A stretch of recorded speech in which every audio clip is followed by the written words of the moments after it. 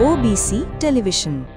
বাংলাদেশ দক্ষিণ পূর্ব এশিয়ার একটি স্বাধীন সার্বভৌম রাষ্ট্র। 1971 সালে পাকিস্তানি সেনাবাহিনীর বিরুদ্ধে রক্তক্ষয়ী যুদ্ধের মধ্য দিয়ে সৃষ্টি হয় বাংলাদেশের। মুক্তিযুদ্ধে কত লক্ষ মানুষ শহীদ হয়েছেন তা নিয়ে বিভ্রান্তি আছে বটে, তবে সংখ্যাটি 30 লক্ষ বা 3 লক্ষ যাই হোক না কেন, বাংলার বীর সন্তানদের বুকের তাজা রক্তের বিনিময়ে এবং বাংলার হাজার হাজার নারীর সম্ভ্রমের বিনিময়ে অর্জিত হয়েছে বাংলার স্বাধীনতা। এ নিয়ে বিতর্কের কোনো অবকাশ নেই। তবে অত্যন্ত পরিতাপের বিষয় হচ্ছে, স্বাধীনতার এত বছরেও বাংলাদেশ 71-এর চেতনায় একটি পরিপূর্ণ স্থিতিশীল রাষ্ট্র হিসেবে প্রতিষ্ঠিত হতে ব্যর্থ হয়েছে।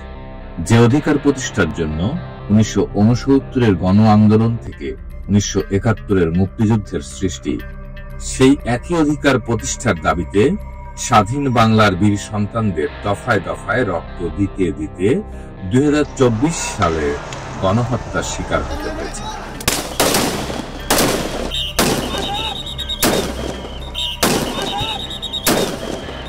স্বাভাবিকভাবেই এর দায়ভার বাংলাদেশের রাজনৈতিক দল ও নেতৃবৃন্দের উপর বর্তায়।